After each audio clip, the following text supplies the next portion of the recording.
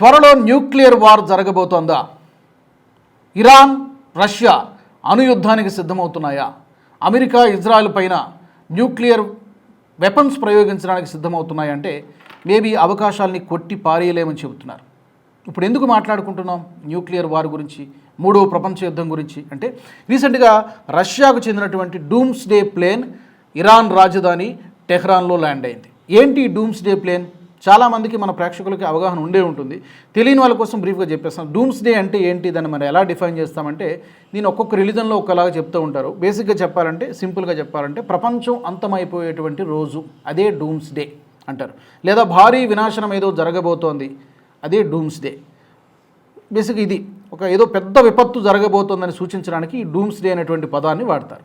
So అందుకని ఈ రష్యాకు చెందినటువంటి ఈ ప్లేన్ ఎందుకు ఇప్పుడు ఇరాన్లో ల్యాండ్ అయింది, దీనికి ఇంకో పేరు కూడా ఉంది, 2214 అనేటువంటి ఈ యుద్ధ విమానానికి పేరు.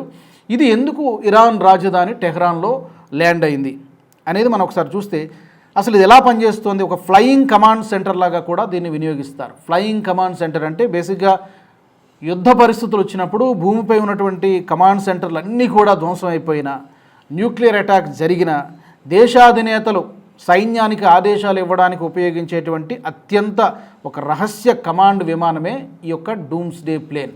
అంటే గ్రౌండ్పై ఉన్నటువంటి వ్యవస్థలన్నీ, కమ్యూనికేషన్ వ్యవస్థలన్నీ కూడా ధ్వంసం అయిపోయినా కూడా ఈ విమానంలో ఉన్నటువంటి కమాండ్ సెంటర్ ద్వారా సైన్యానికి ఆదేశాలు ఇవ్వవచ్చు. అంటే చాలా అత్యవసరమైనటువంటి పరిస్థితుల్లో మాత్రమే ఈ డూమ్స్డే ప్లేన్ని వాడతారు. సో ఇందులో సురక్షితమైనటువంటి కమ్యూనికేషన్ కానీ, శాటిలైట్ లింక్స్ కానీ, కమాండ్ అండ్ కంట్రోల్ వ్యవస్థలు కూడా అన్నీ ఉంటాయి. ఇలాంటి డూమ్స్డే ప్లేన్ అమెరికా దగ్గర కూడా ఒకటి ఉంది. కొద్ది నెలల కిందట ఆ డూమ్స్డేని వాళ్ళు కూడా ఎగరేశారు. కొద్దిసేపే వాళ్ళు కూడా అమెరికా కూడా ఎగరేయడం జరిగింది, దాన్ని కూడా గాల్లో తిప్పడం జరిగింది. మరి ఇప్పుడు టెహ్రాన్కి ఎందుకు వెళ్ళింది? 2T-14PU అనేటువంటి ఒక ప్రత్యేక కమాండ్ విమానం ఇది. సో విశ్లేషకులు చెబుతుంది ఏంటంటే 3 పాసిబిలిటీస్ ఉన్నాయి. ఏంటంటే ఒకటి, రష్యా ఇరాన్ అగ్రనేతల మధ్య ఒక అత్యంత రహస్య సమావేశం ఏదో జరిగి ఉంటుంది సమన్వయం కోసం. ఎందుకంటే అమెరికా కూడా సిద్ధమవుతోంది కాబట్టి దాడులు చేయడానికి. ఒకవేళ అమెరికా ఏదైనా దుస్సాహసం చేస్తే దాన్ని ఎలా ఎదుర్కోవాలి అనే దానికి సంబంధించి ఇరాన్ అధికారులతో లేకపోతే IRGCతో కీలకమైనటువంటి సీక్రెట్ చర్చలు ఏవో జరిగి ఉంటాయి. నెంబర్ 1. రెండో పాసిబిలిటీ, అమెరికా ఇజ్రాయెల్ ఒత్తిడి ఒకవేళ పెరిగితే కనుక ఇరాన్ ఒంటరిగా లేదు, వీఆర్ విత్ ఇరాన్ అనే ఒక ఇండికేషన్ అటు అమెరికాకి ఇజ్రాయెల్కి 2 దేశాలకి కూడా మీరు దుస్సాహసం చేయకండి, ఇరాన్ ఏమీ ఒంటరిగా లేదన్నటువంటి ఒక సందేశము ఇచ్చినట్టు అవుతుందని చెప్పి బహుశా పుతిన్ ఆలోచిస్తూ ఉండవచ్చు. అందుకనే ఈ డూమ్స్డే ప్లేన్ని అక్కడికి పంపించారు అనేటువంటిది రెండో వెర్షన్. ఇక మూడోది, యుద్ధ పరిస్థితుల్లో ఒక సేఫ్ కమ్యూనికేషన్ ఏర్పాటు చేయడానికి ముందస్తుగానే గ్రౌండ్ ప్రిపేర్ చేసుకుంటూ ఉన్నారా? ఎందుకంటే అమెరికా ఇస్ వెరీ అన్ప్రెడిక్టబుల్. ఎప్పుడు ఎలాంటి దాడులు చేస్తుందో, ఒకవైపు శాంతి చర్చలు అంటాడు, ఇంకోవైపు దాడులకు సిద్ధం చేస్తూనే ఉంటాడు, సైన్యానికి చెప్తూనే ఉంటాడు. So America is very unpredictable, ఒక గుంటనక్క లాంటి దేశం. కాబట్టి మనం ఎప్పుడు కూడా సర్వవేళలా సిద్ధంగానే ఉండాలన్నటువంటి విషయం రష్యాకు బాగా తెలుసు, ఇరాన్ కంటే కూడా రష్యాకు బాగా తెలుసు. కాబట్టి దానికోసం కూడా ముందస్తుగా గ్రౌండ్ ప్రిపేర్ చేయడానికి, అనుకోకుండా దాడి జరిగితే ఎలా తట్టుకోవాలి, దీనికి సంబంధించి కూడా చర్చలు జరిగి ఉండొచ్చు. మరి అయితే ఇది ఏంటి, అణుయుద్ధానికి సంకేతమా? 50-50 సంకేతంగా చెప్పవచ్చు, లేదా మేబీ మే నాట్. ఎందుకంటే న్యూక్లియర్ వార్ అనేది ఏ దేశమైనా కూడా న్యూక్లియర్ వెపన్స్ అనేది చిట్ట చివరి అస్త్రంగా మాత్రమే వాడతారు.